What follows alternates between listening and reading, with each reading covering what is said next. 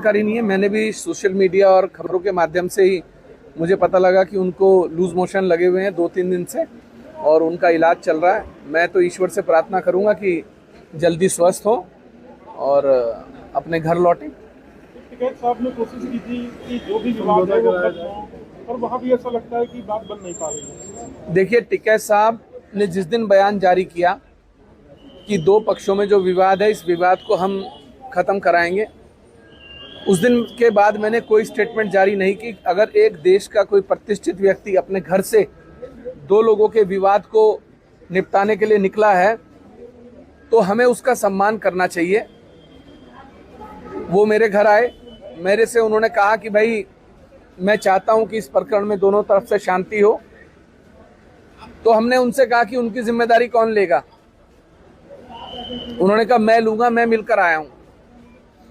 मैंने कहा अगर आप जिम्मेदारी ले रहे हैं और कल को कोई बात होगी तो आपको मेरे साथ खड़े होकर प्रेस कॉन्फ्रेंस करनी पड़ेगी।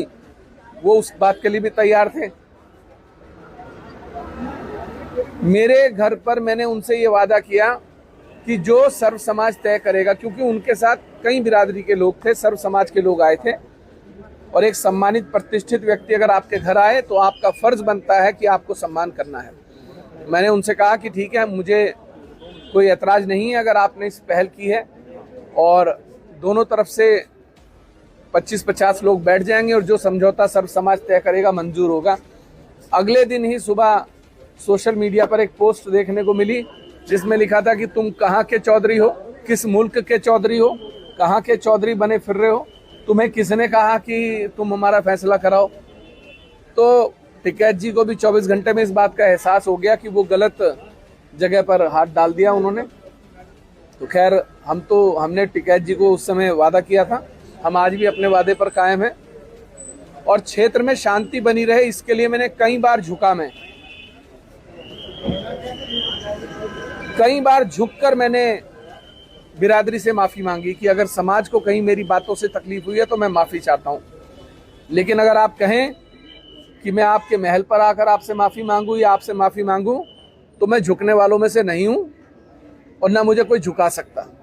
मैं झुका बिरादरी के लिए, समाज में शांति व्यवस्था बनाए रखने के लिए। लेकिन कोई व्यक्ति विशेष ये समझता हो, उसको ये गलतफहमी हो कि उमेश कुमार किसी के सामने झुक जाएगा, तो हमारा इतिहास सभी को पता है।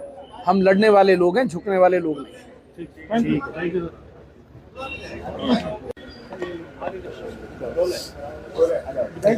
हरिद्वार में उनकी में जो घटित हुआ उसके बाद आप विदेश चले गए, विदेश के बाद आप सत्र में आए हैं।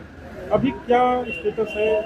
चैंपियन साहब की भी तबीयत कुछ खराब बताई जा रही है। देखिए क्या है, पूरी घटना मुझे लगता है सभी को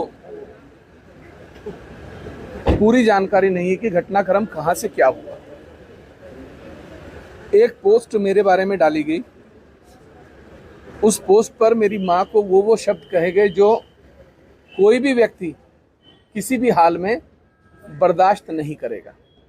मर्यादाएं और राजनीति जब आप पर और आपके परिवार पर हावी होने लगे तो मुझे लगता है छोड़ देनी चाहिए। उन शब्दों का उच्चारण मैं यहां नहीं करना चाहता जिन शब्दों का इस्तेमाल किया गया।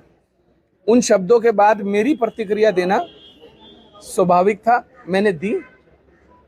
उसके बाद उन्होंने क्या किया ये आप सबको पता है।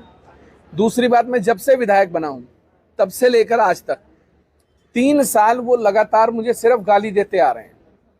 कभी कहते हैं कि मेरा जूता 11 नंबर का है, उसमें 11 उमेश है, थप्पड़ मार दूंगा, मुंह तोड़ दूंगा।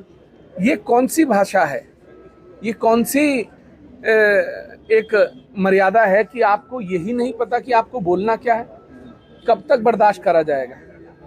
तो जो हुआ वो दुर्भाग्यपूर्ण है और मुझे लगता है उत्तराखंड में ऐसा नहीं होना चाहिए। दुबई जाने के पीछे जो कारण है वो कोई उसी समय नहीं बना। मैं इंटरकॉन्टिनेंटल लेजेंड्स क्रिकेट लीग का सीईओ हूं। ट्रॉफी लॉन्च दुबई में 4 महीने पहले से तय था और मैं उस ट्रॉफी लॉन्च के लिए ही गया था।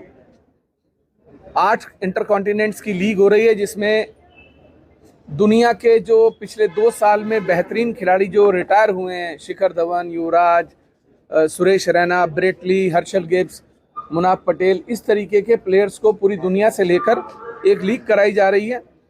उस लीग की ट्रॉफी के लिए मैं दुबई गया था।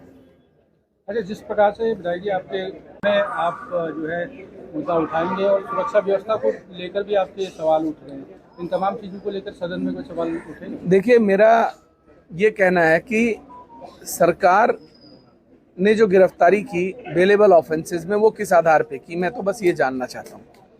आप ने बेलेबल ऑफेंसेस में किस आधार पर एक विधायक को गिरफ्तार किया? मैं सदन में इस बात को पूछूंगा कि मुझे सरकार इस बात का जवाब दे कि एक विधायक को बेलेबल ऑफेंसेस में आप कैसे गिरफ्तार कर सकते हो, वो भी बिना स्पीकर की जानकारी के। विधायक जी, कल एक घटनाक्रम हुआ, चैंपियन साहब की तबीयत खराब है, वो देहरादून आ रहे थे, परंतु आधे रास्ते